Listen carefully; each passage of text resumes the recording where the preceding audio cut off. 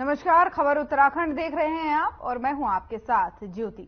शुक्रवार को मुख्यमंत्री आवास में अक्षत कलश वितरण टोली के सदस्यों ने श्री राम मंदिर अयोध्या से लाए गए पूजित अक्षत और श्री राम मंदिर का चित्र एवं निमंत्रण पत्र मुख्यमंत्री पुष्कर सिंह धामी को भेंट किया। वहीं मुख्यमंत्री ने इस दौरान कहा कि भगवान श्री राम आगामी 22 जनवरी को श्री अयोध्या धाम में नव्य दिव्य मंदिर में विराजमान होंगे। साथ ही आपको बता दें कि इसी दौरान जिसके तहत पूरे देश में धूमधाम से अक्षत कलश यात्रा संचालित की जा रही है।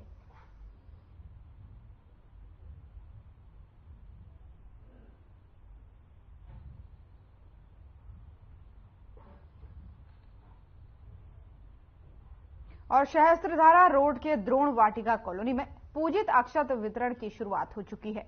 देश के 5 लाख गांव में घर घर बांटा पूजित अक्षत कलश जाएगा। और वहीं कॉलोनी के सचिव सुधीर मेहता ने 22 जनवरी को अपने आसपास के मठ मंदिरों में उत्सव, भजन कीर्तन, हनुमान चालीसा, सुंदरकांड पाठ और आरती कर प्रसाद वितरण की अपील की है।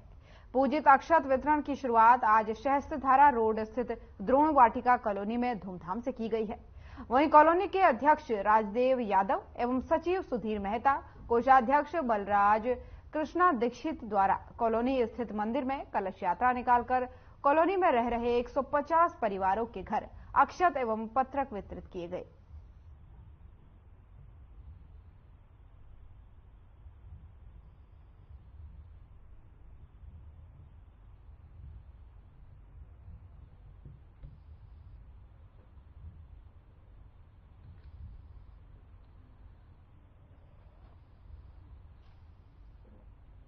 और राजधानी देहरादून के सचिवालय में धामी कैबिनेट की बैठक हुई, जिसमें आवास विभाग के लिए बड़ा फैसला लिया गया। आपको बता दें कि प्रदेश में साल 2021 में नजूल नीति चल रही थी, जिसमें अब संशोधन कर उत्तराखंड के राज्यपाल retired lieutenant general Gurpreet Singh द्वारा केंद्र सरकार को नई नीति मंजूरी के लिए भेज दी गई है। और इस बात को लेकर के मुख्य सचिव डॉक्टर एस संधू ने कहा कि जब तक भारत सरकार द्वारा नई नीति को मंजूरी नहीं मिलती तब तक नए नियम नहीं बन सकते, जिस पर कैबिनेट द्वारा निर्णय लिया गया है।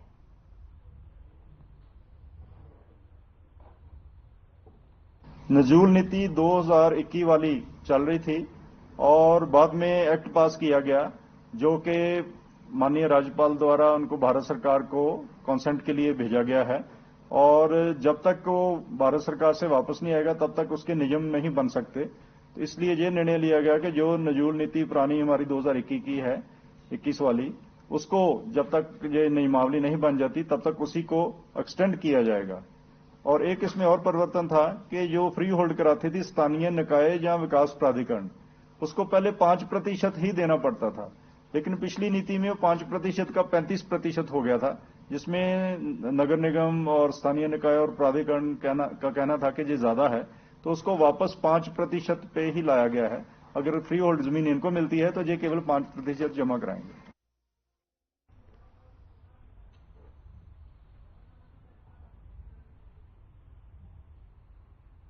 और राष्ट्रीय युवा दिवस के अवसर पर हिमालयन सांस्कृतिक केंद्र नींबूवाला में युवा कल्याण एवं प्रांतीय रक्षक दल विभाग उत्तराखंड की ओर से कार्यक्रम आयोजित किया गया, जिसमें विभिन्न क्षेत्रों में बेहतर प्रदर्शन करने वाले युवाओं इनको मुख्यमंत्री पुष्कर सिंह धामी ने सम्मानित किया।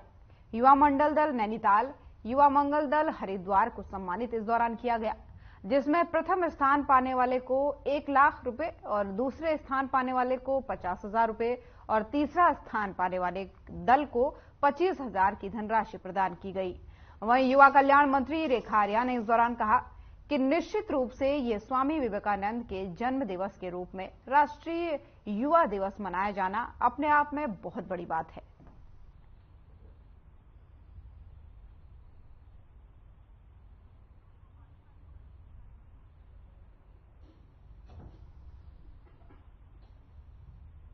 देखिए, सर्वप्रथम तो मैं आज राष्ट्रीय युवा दिवस की समस्त देश वासियों को बहुत शुभकामनाएं देती हूँ। हमारे उत्तराखंड के भी युवा लगातार राज्य युवा महोत्सव में प्रतिभाग करते हुए आज राष्ट्रीय युवा महोत्सव के कदम पे पहुंचे हैं। निश्चित रूप से ये अपने आप में स्वामी विवेकानंद जी के जन्म दिवस को राष्ट्रीय युवा दिवस के रूप में मनाया जाना अपने आप में, क्योंकि वो युवाओं के सबसे बड़े आदर्श है, तो उनसे बहुत सारे उनके विचारों को आज इस कार्यक्रम के माध्यम से जब लोगों के साथ संवाद में आता है तो निश्चित रूप से वे स्वामी विवेकानंद जी के विचारों से जुड़ते भी हैं।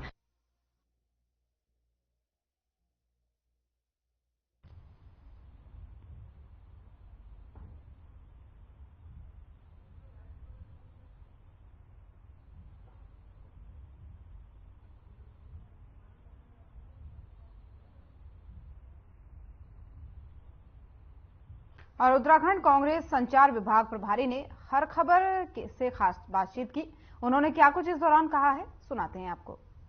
हमारे साथ इस समय कांग्रेस की संचार विभाग की जो है प्रभारी डॉक्टर चैनिका उनियाल जी मौजूद हैं। सबसे पहले तो मैम आपका बहुत बहुत स्वागत है हर खबर। धन्यवाद। मैम अगर बात करें उत्तराखंड में 2024 के लोकसभा चुनाव को लेकर जो है तैयारियां शुरू हो गई हैं, ऐसे में जो है आपका जो संचार विभाग है वो किस तरह से काम करेगा, किस तरह से जो है पार्टी को मजबूती मिलेगी, आपको प्रभारी बनाया गया है? जी हमारी कोशिश ये रहेगी मीडिया के थ्रू, क्योंकि मीडिया सबसे सशक्त साधन हो चुका है, तो हमारा कोशिश रहेगी कि हम इस मीडिया का सदुपयोग कैसे करें कि जो झूठ और भ्रम भाजपा के द्वारा फैलाया जाता है उसको कैसे काउंटर किया जाए और जनता को जो है सच्चाई से रूबरू कराया जाए।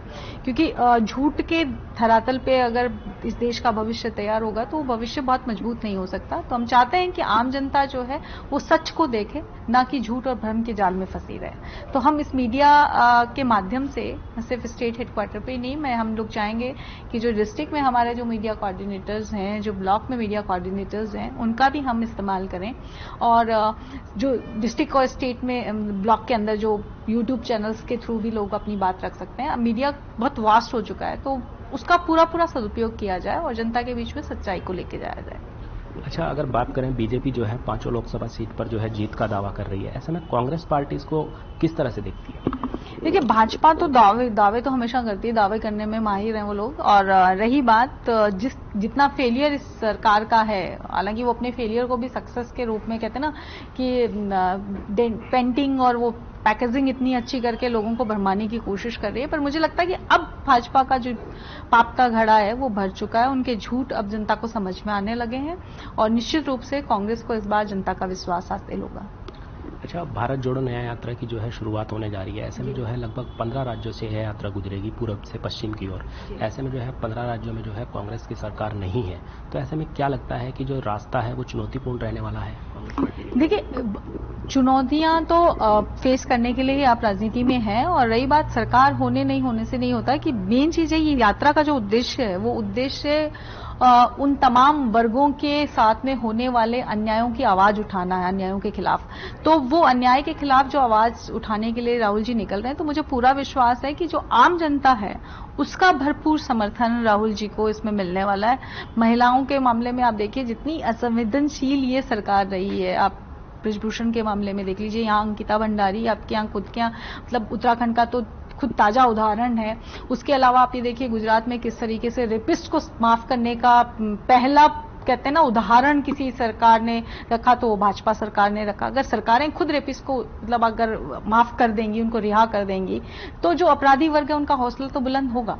तो जितनी असंवेदनशील सरकार ये महिलाओं के विरुद्ध रही है, जितनी असंवेदनशील सरकार ये रोजगार के मुद्दों को लेकर के रही है कि वो ये तक संसद में कह देती है कि पकोड़े तलिए, तो आप ये देखिए, और किसानों को 1 साल तक उन्होंने सड़कों पे बिठाए रखा। तो किसान हो, आपके युवा बेरोजगार हो, चाहे महिलाएं हो, चाहे फिर आपका महंगाई का मुद्दा हो, इवन आप ये देखिए अग्निवीर जैसी योजना ला करके इन्होंने सेना को भी एक माहौल बना करके छोड़ दिया है कि आप जो एक सैनिक अपनी जान जोखिम में डाल करके से बॉर्डर पे लड़ेगा, उसको आप एक परमानेंट नौकरी तक नहीं देना चाहते, उसको पेंशन की सुविधा नहीं देना चाहते, उसको भी आपने कॉन्ट्रैक्ट पे बना लिया। तो आप ये सरकार तमाम क्षेत्रों में फेल रही है और लोगों के साथ न्याय करने में, जस्टिस करने में असफल रही है। तो मुझे लगता है राहुल जी लोगों के मुद्दों को लेकर के जनता के बीच में जा रहे हैं, तो निश्चित रूप से जो आम जनता है उसका समर्थन उनको मिलेगा। इस बात से कोई फर्क नहीं पड़ना चाहिए कि वहां पे सरकार है या नहीं है। अच्छा, रामलला को जो है विराजमान करने की तैयारियां अयोध्या में लगातार चल रही हैं। ऐसे में जो है कांग्रेस को भी न्योता भेजा गया है वहां पर जो है प्राण प्रतिष्ठा के लिए, अनुष्ठान में शामिल होने के लिए, लेकिन जो है कांग्रेस ने साफ मना कर दिया है। इस पर क्या कहेंगे आप? देखिए, कांग्रेस का जो आधिकारिक स्टेटमेंट है इस पे आ चुका है। आज का जो मेरा मीडिया से बात करने का उद्देश्य था वो न्याय यात्रा ही था, तो उस पर मैं आपकी बात कर चुकी हूँ। बाकी स्टेटमेंट कांग्रेस ने एक आधिकारिक स्टेटमेंट कल जारी किया है कि वो जा रहे हैं, नहीं जा रहे हैं और क्यों नहीं जा रहे हैं।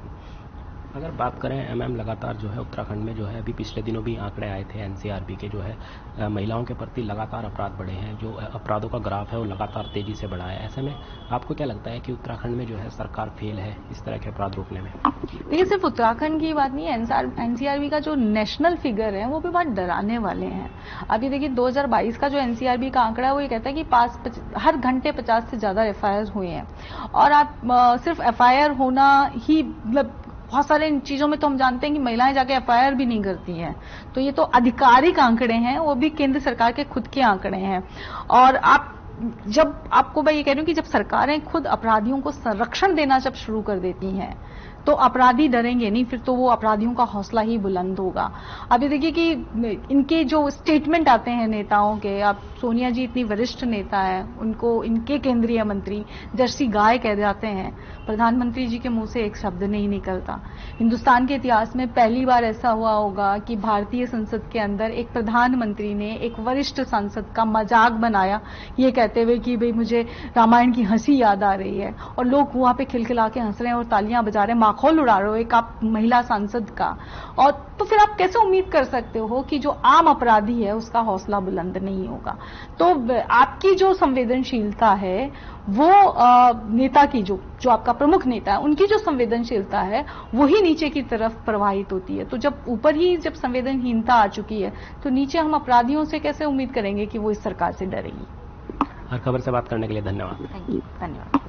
यह थी हमारे साथ संचार विभाग की प्रभारी उत्तराखंड की डॉक्टर चयनिका उनियाल, जिन्होंने साफ तौर पर कहा है कि जो भारत जोड़ो न्याय यात्रा है राहुल गांधी जी की, वह पूरे देश से होकर गुजरेगी। साथ ही जो है गरीब मजदूरों को जो है हित में यह यात्रा निकाली जाएगी, महंगाई बेरोजगारी को लेकर यह यात्रा होगी। साथ ही उन्होंने जो है उत्तराखंड में जो है लोकसभा चुनाव को लेकर भी साफ तौर पर निर्देश जारी किए हैं कि उत्तराखंड में जो है पार्टी मजबूती के साथ चुनाव लड़ने जा रही है और लगातार जो है राष्ट्रीय अध्यक्ष हो या फिर उत्तराखंड की प्रभारी हो कुमारी शैलजा, वो जल्द ही उत्तराखंड में आएंगी और पार्टी को जो है मजबूती देंगी। देहरादून से कैमरा पर्सन गौरव पंत के साथ अभिनव नायक, हर खबर। और हल्द्वानी में आगामी लोकसभा चुनाव को लेकर नैनीताल की जिलाधिकारी वंदना सिंह ने एक महत्वपूर्ण बैठक की है, जिसमें जनपद के तमाम विभागों के अधिकारी मौजूद रहे। डीएम वंदना सिंह ने लोकसभा चुनाव को शांतिपूर्ण तरीके से संपन्न कराने के निर्देश दिए हैं। वहीं चुनाव के दौरान किस तरीके से अधिकारियों को निर्वाचन के नियमों का पालन करते हुए शांतिपूर्ण चुनाव कराने हैं, इस पर भी उन्होंने होमवर्क किया है।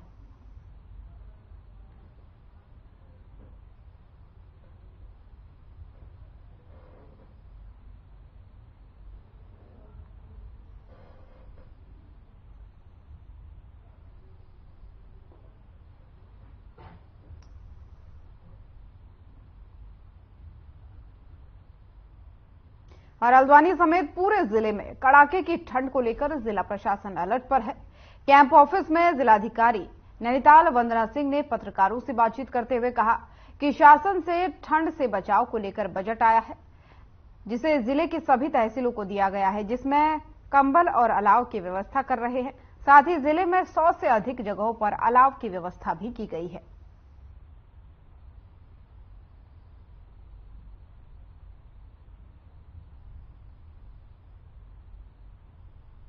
नगर क्षेत्र में सभी जगह जो हमारी यूएलबीज हैं उनको हमने ईओज को भी और जो प्रभारी अधिकारी हैं उनको भी निर्देशित किया है कि अलाव की पर्याप्त व्यवस्था रखें। लगभग 100 से ज्यादा स्थानों पर पूरे जनपद में अलाव की व्यवस्था यूएलबीज के माध्यम से करी गई है। इसके अलावा जो बेसहारा लोग हैं, जो फुटपाथ पर या सड़कों पर रहते हैं, उनके लिए रैन बसेरों में भी व्यवस्था कराए जाने के निर्देश दिए हैं। रैन बसेरे भी सभी नगर निकायों के द्वारा संचालित भी कर दिए गए हैं। कंबल इत्यादि खरीदने के लिए भी तहसीलों को हमने धनराशि जो शासन से प्राप्त हुई थी वो आवंटित कर दी है। उसमें अलाव जलाने की व्यवस्था है, बेसहारा लोगों के लिए कंबल इत्यादि खरीदने की व्यवस्था है, ये सब कराया जाए।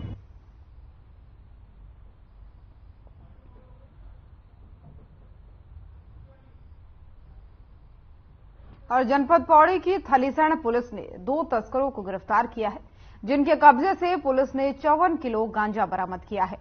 आरोपियों के खिलाफ पुलिस ने मुकदमा दर्ज कर लिया है और आरोपियों को पुलिस ने कोर्ट के आदेश पर जेल भी पहुंचा दिया है। वहीं जनपद पौड़ी की कार्यवाहक एसएसपी जया बलूनी ने बताया कि थलीसैंण थाना अध्यक्ष सुनील पवार को मुखबिर ने सूचना दी थी कि क्षेत्र में 2 तस्कर गांजा लेकर पहुंचने वाले हैं। सूचना के आधार पर थाना अध्यक्ष ने निर्धारित स्थान पर वाहनों की चेकिंग की और इस दौरान पैदल जा रहे 2 संदिग्ध युवकों को पुलिस ने चेकिंग के लिए रोक लिया। तलाशी लेने पर उनके कब्जे से पुलिस ने तकरीबन 54 किलो गांजा बरामद किया और साथ ही आपको बता दें कि आरोपियों की पहचान जो है वो जयपाल सिंह बालम सिंह के रूप में हुई है और वही आरोपियों के आपराधिक इतिहास की जानकारी जुटाने इसमें पुलिस फिलहाल जुट गई है।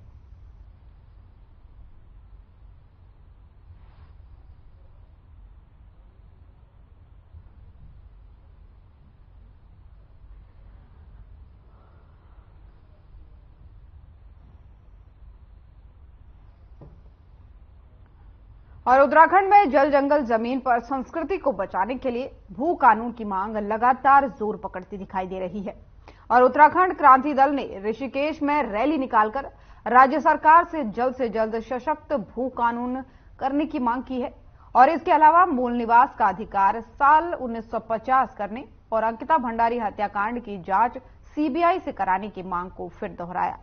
वहीं उत्तराखंड क्रांति दल की रैली में शामिल लोगों ने धामी सरकार के खिलाफ नारेबाजी करते हुए प्रदर्शन भी किया है और साथ ही आपको बता दें कि पार्टी से जुड़े पदाधिकारियों ने इस दौरान नारेबाजी करते हुए सरकार को जल्द मांग पूरी नहीं होने पर आंदोलन करने की चेतावनी भी दे दी है।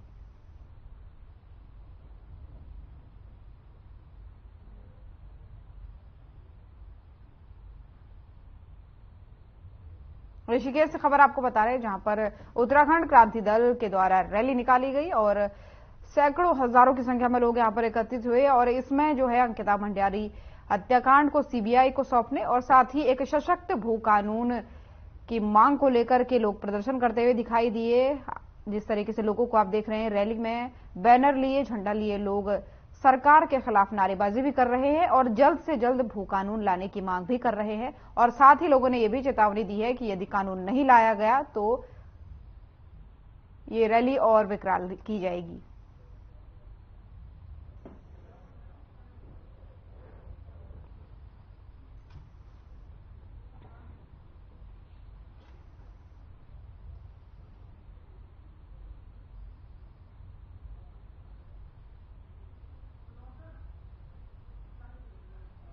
और चमोली जिला पंचायत अध्यक्ष रजनी भंडारी के खिलाफ सरकार जो है वो बड़ी कार्रवाई करते हुए उन्हें जिला पंचायत अध्यक्ष के पद से हटा दिया है। इसके लिए पंचायती राज सचिव हरिचंद सेमवाल ने आदेश जारी किए हैं। आपको बता दें कि सरकार के इस आदेश पर रजनी भंडारी के पति और बद्रीनाथ से विधायक राजेंद्र भंडारी ने आपत्ति दर्ज कराते हुए कहा कि ये लोकतंत्र की हत्या है और साथ ही उन्होंने कहा कि सत्ता की ताकत के बल पर सरकार ने ये फैसला लिया है। उन्होंने ये भी कहा कि बीजेपी के प्रदेश अध्यक्ष महेंद्र भट्ट को मैंने चुनाव में हराया है और इसीलिए वो सत्ता की ताकत के जरिए ये बदला ले रहे हैं। राजेंद्र भंडारी ने सख्त लहजे में ये भी कहा कि समय सबका बदलता है।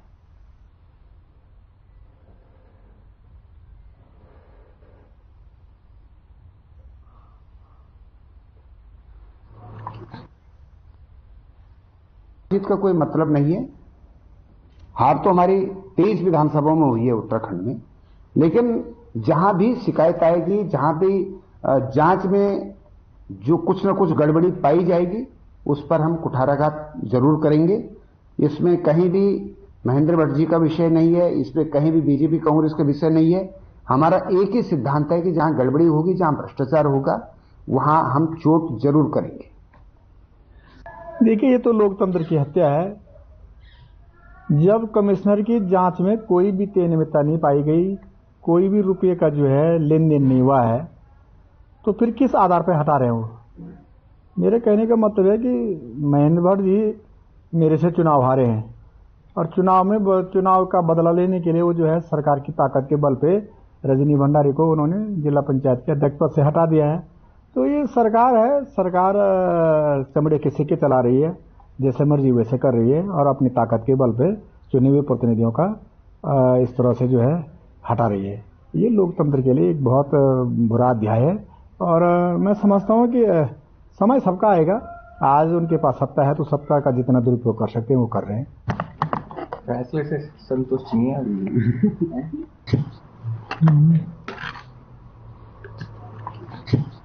और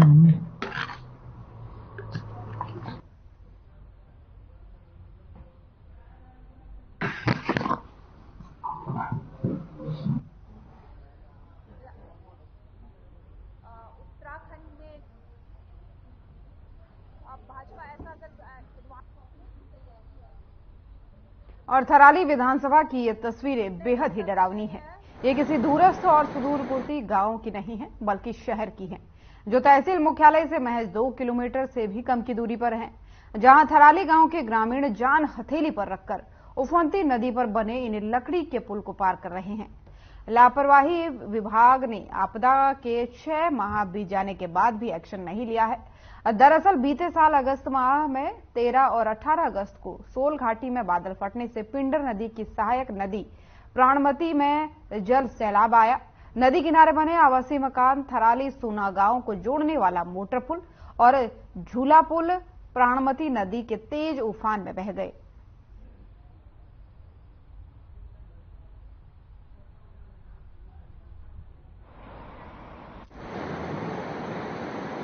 देखिए, संबंधित पुल पूर्व में पीडब्ल्यूडी के पास था और जैसे कि मेरी पीडब्ल्यूडी के कनिष्ठ अभियंता से वार्ता हुई तो उनके द्वारा इसका आगणन मुख्य अभियंता कार्यालय में प्रेषित किया गया है और शीघ्र ही इसमें जैसी कार्रवाई होगी तो उससे आपको अवगत कराया जाएगा। इसमें क्या कुछ देखिए, इसमें सभी एजेंसी पूर्व में पीडब्ल्यूडी द्वारा का ही वो पुल था और वर्तमान में जो आगे की सड़क है वो पीएमजीएसवाई के अंतर्गत और एनपीसीसी के पास है, तो सभी एजेंसियों से बातचीत की जाएगी और इसमें जो सुरक्षा को लेकर है उसमें संबंधित थाना क्षेत्र को भी अवगत कराया जाएगा कि वहां पर किसी कार्मिक की तैनाती करे जिससे कोई भी अप्रिय घटना न हो सके। संबंध में पीडब्ल्यूडी थराली को निर्देशित किया जाएगा। सर्वप्रथम यही कहूंगा कि आप पत्रकार बंधु, निसंदेह हम बरसात का मात्र 3 महीने रह चुके हैं और हमारा निरंतर इसमें हमारे जो आदरणीय विधायक जी लगातार लगे हुए हैं। चीफ से उनकी बात हुई है, सीएम साहब से भी बात हुई है और आज सुबह व्यक्तिगत रूप से मैंने उनको सूचना करी कि यहाँ पे हमारा आदरणीय विधायक जी एक जुलूस यहाँ पे प्रदर्शन का कार्यक्रम यहाँ पे क्षेत्र के लोगों का तहसील में जा रहा है। तो इस संदर्भ में आप तो विधायक जी का तत्काल यह कि विधायक जी लगे हुए हैं। आज विधायक जी ने कहा कि मैं जिलाधिकारी महोदय जी से संपर्क करके उन्हें तत्कालीन उनको आदेश करता हूँ, चीफ साहब से वहां से उनको आदेश करा करके और यहाँ पे जो वैली ब्रिज है, क्योंकि बड़ा पुल मोटर पुल बनने के लिए समय चाहिए, उसके डीपीआर बनने के लिए समय चाहिए और उसके लिए विधायक जी ने भी खुद कहा कि उसके लिए समय लगेगा। और लेकिन मैं जो यहाँ पे बीच में इन्होंने 30 और 25 मीटर का जो स्पान का प्रतीक्षा पे जो टेंडर कॉल किए थे उसमें आदरणीय विधायक जी ने तत्काल डीएम साहब से आज बात मौखिक रूप में उन्होंने कहा कि मैं वार्ता करूंगा, चीफ साहब के पास में जा करके से विभाग को फैक्स करा करके तत्काल जो संबंधित ठेकेदार का इसमें टेंडर हुआ है और उस टेंडर में तत्काल बॉन्ड बनाने के उन्होंने कहा कि हम उनको आदेश करेंगे और तत्काल उम्मीद नहीं पूर्ण विश्वास है कि आदरणीय हमारे क्षेत्रीय विधायक जी जिस प्रकार से लगे हैं पैन कर रहे हैं इस काम के प्रति और 1 हफ्ते के अंदर यहाँ पे मुझे उम्मीद नहीं पूर्ण विश्वास है, हमारी जनता को पूर्ण विश्वास है 1 हफ्ते के अंदर यहाँ पे संबंधित ठेकेदार का बॉन्ड भी बनेगा और संबंधित ठेकेदार यहाँ पे काम सुचारू रूप से कर देगा। कहना चाहूंगा कि जो 13 अगस्त को यहाँ पे भयंकर आपदा आई थी उसमें हमारे 3 पुल बह गए। पहला जो वैली ब्रिज था वो भी बह गया, मोटर पुल था वो भी बह गया और जो हमारा सन 1975 का झूला पुल था जिला पंचायत चमोली के द्वारा बनाया गया था वो भी बह गया और हम अभी 2 गांव बिल्कुल बहुत विपत्ति के दौर से गुजर रहे हैं। हमारा ग्राम पंचायत थराली जो अब नगर पंचायत बन चुका है इसी थराली के नाम से है और वर्तमान समय में थराली गांव में ना तो कोई आंगनबाड़ी केंद्र है ना प्राथमिक विद्यालय है। यहाँ के बच्चों का पठन पाठन हमारे जीजीआईसी और प्राथमिक विद्यालय थराली में होता है और 6 महीने इस आपदा को आए हुए बीत चुके हैं। हमारा बहुत ही जो है कि दुखद विषय है हम लोगों के लिए ये जो है और यहाँ पे जो है कि हम लोगों ने बहुत कोशिश की, अपने प्रयासों से भी हमने यहाँ पे लकड़ी का पुल लगाया, उसके बाद भी जो है कि शासन प्रशासन या विभाग द्वारा कोई कार्य यहाँ पे नहीं किया गया। वो तो शुक्र हो कि हमारे एक हाई कोर्ट के जज साहब उनका भी निवास स्थान यहाँ पे आवासीय देवलवाड़ में था तो उनका दौरा यहाँ पर अचानक से हो गया। उस संदर्भ में थोड़ा सा विभाग ने यहाँ पे जो है कि बिजली के पोल और थोड़े से 2-4 तख्ते लगा करके व्यवस्था करी। और उसके बाद आज तक आम जनता के लिए जो है कि विभाग द्वारा, किसी भी विभाग द्वारा, शासन प्रशासन द्वारा एक पत्थर तक भी यहाँ पे नहीं हिलाया गया और हम जस के तस बने हुए हैं। और आने वाली अभी 2 महीने हमारे बच्चे हैं बरसात के आने के बाद। उसके बाद हम लोग, हमारे बच्चे 28 फरवरी से हमारे बोर्ड के पेपर होने वाले हैं। कहाँ से बच्चे स्कूल जाएंगे, कैसे जाएंगे? हम लोग बहुत मुसीबत में हैं, हमारे बच्चे लोग बहुत मुसीबत में हैं। और जो है कि अगर यही मुसीबत रहा, इसी संदर्भ में कल हमारा तहसील मुख्यालय पे धरना प्रदर्शन भी होगा। और उसके बाद अगर इसके बाद भी अगर सरकार नहीं चेती तो उसके बाद हम आमरण अनशन के लिए भी तैयार बैठे हुए, सारे 2-3 गांव के लोग जो है, सोना, जेलवाड़ और पैनगढ़ के लोग।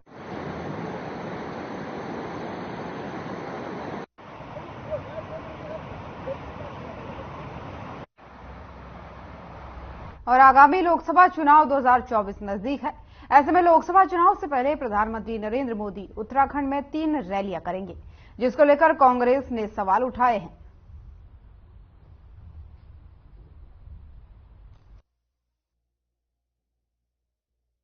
एक बात स्पष्ट रूप से है कि भाजपा जैसे चलेगी वैसे हम नहीं चलेंगे।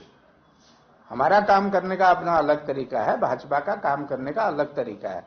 मैंने इसलिए इवेंट मैनेजर की बात है, प्रधानमंत्री जी ने 10 साल में 10 से ज्यादा दौरे यहाँ के किए हैं, 20 दौरे कर दिए होंगे। बताइए ना क्या दिया है।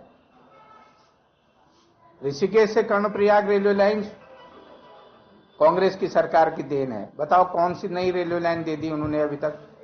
जहां जहां हम स्वीकृत करते गए थे, अभी तक रुड़की से मुजफ्फरनगर रेलवे लाइन जोड़ने का काम नहीं किया।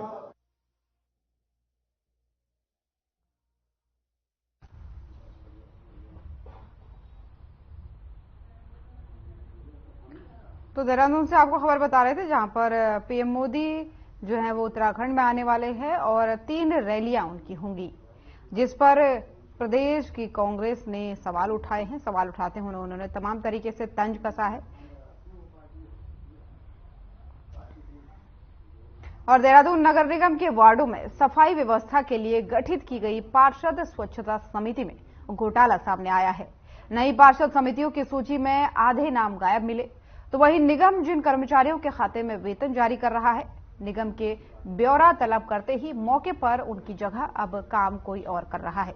ऐसे में नगर निगम की ओर से शहर की सफाई व्यवस्था में लगाए गए कर्मचारियों के वेतन के नाम पर करोड़ों रुपए का फर्जीवाड़ा होने की आशंका जताई जा रही है। देखिए, इसमें हमारे नगर स्वास्थ्य अधिकारी से इसमें रिपोर्ट ली जा रही है, उनके द्वारा सर्वे का काम कराया जा रहा है। यद्यपि मेरे संज्ञान में भी ये मैटर अखबार से ही आया है कि ये जो भी डेटा प्रस्तुत हुआ है, मुझे अभी आधिकारिक रूप से उनके द्वारा कोई डेटा भी प्राप्त नहीं हुआ है। तो मैंने उनसे आख्या मांगी है इस पर।